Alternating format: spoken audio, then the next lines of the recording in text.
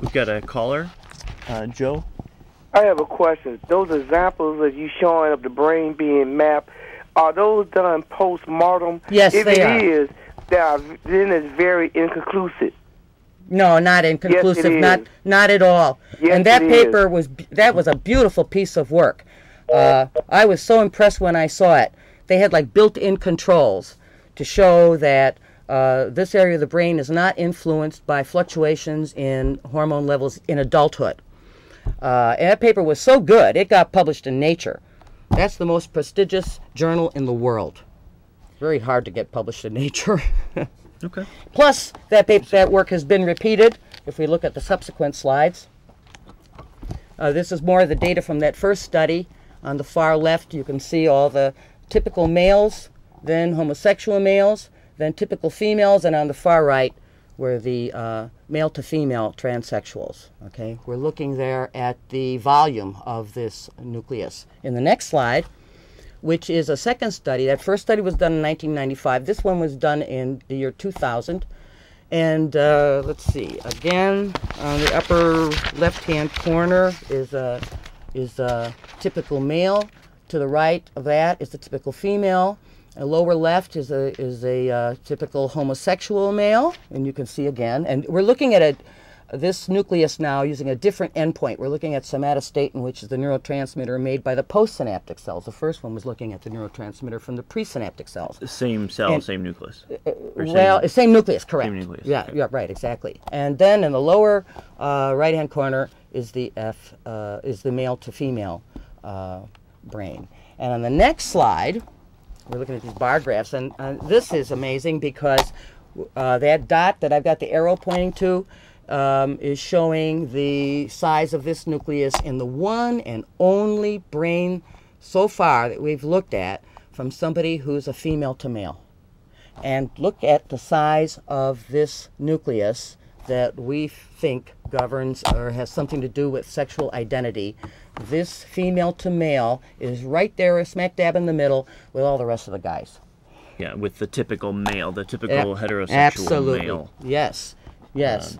And so, what we see here, the science is showing us that transsexual people have atypical brains. They have unusual brains. They're special brains, actually, you know. And it's not true, by the way, that a male to female has a female brain in a male body. The brain isn't totally female. But it is true, and this data shows that they really do, male to female transsexual people, really do have a female sensibility, a female emotional way of processing the world. I didn't get a chance to say that the fibers that we're looking at first, making that VIP, are coming in from the amygdala, which is a very emotional part of the brain, the limbic system.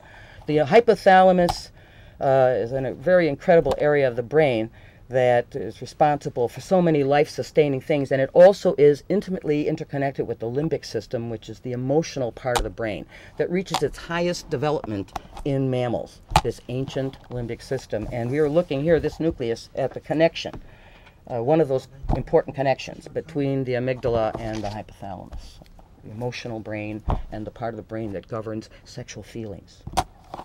So if we, your wristwatch might be distracting people, but if you were to look at these four different brains, the typical heterosexual male, the homosexual male, the heterosexual female, and the male to female transsexual, overall, how do the brains differ? I mean, are there, like, say, between the male to female, the person who's born so far it looks male, to me like the male to female individual, this part of the brain, the nucleus of the striatum terminalis, and just recently, at the end of last year, another paper showing another difference between transsexuals and non-transsexuals. You know, the word for a non-transsexual is cissexual. CIS is the prefix, that's the opposite of trans. Okay. So there's a second part of the brain that we found, and we think that these parts of the brain are part of a network that, when operating together, create this feeling of a sexual identity. Okay, that probably is the same in all mammals, works the same way in all mammals. This is ancient animal instinctive feeling. Mm-hmm. Okay. And so other, And so in a male to female individual, this work is showing us that those parts of the brain that give you your sexual identity are giving these people a female identity. But when the same researchers looked at other nuclei very close by, also in the hypothalamus and elsewhere in the brain, what they see is more or less a typical male brain. So what you have in a male to female individual, in my opinion, is a very special brain. The bringing together of attributes that you don't normally see put together.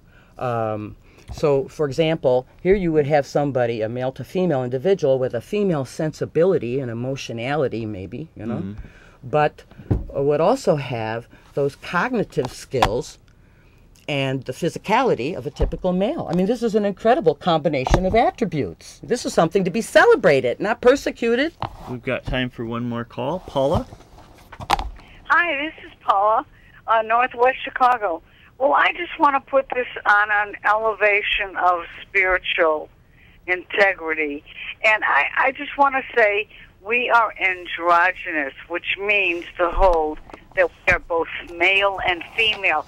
Yet, the human cannot conceive of this. And you know what? This appalls me and this surprises me at the same time, because you know what? We have both God and element in our generics. And you know what? I'm not going to say Paula? this because you know what? Thank you, I know Paula. you're... So, and this idea of us being androgynous does somewhat fit in with the Oh, well, intersex folk. absolutely. Well, and you know, you got to understand that, yeah, we didn't look at people who feel sort of intersex. And if we did, what do you think we're going to find? This is a hypothesis, and someday this experiment will be done. So I would what do say you the think whole we're going gamut. to? Well, I mean, if somebody feels intersex, I would predict that nucleus of the stria terminalis would be intermediate in size between that of a typical woman and a typical male. Okay. Okay. So give us a summary of what we should know and what we should be advocating in our daily lives here. Well, the summary is that transsexual people have atypical brain structure, atypical brain function, and that that difference corresponds to their felt sexual identity. So what they feel is real. They're not disordered. They're merely different. And difference does not equal disorder. And therefore, the American Psychiatric Association should remove gender identity disorder from the next version of the DSM. It's time to stop stigmatizing people for being different. Thank you very much, Dr. Veronica Drantz. And you're watching Gay Liberation Network's monthly call-in show. We want to make some announcements about... So remember, you're not sick, you're beautiful, you're just a little different. That's right. And there's lots of other folks out there like you. Do you have any other No, I love that. comments? That's a good ending. Yeah. Yeah, everybody has a right to be who they are naturally and innately. The world, the society needs to make a place for them. And the American Psychiatric Association should be leading the way. Yeah. And if you feel alone out there, check out our website. Tune in again next month and you'll see others like you.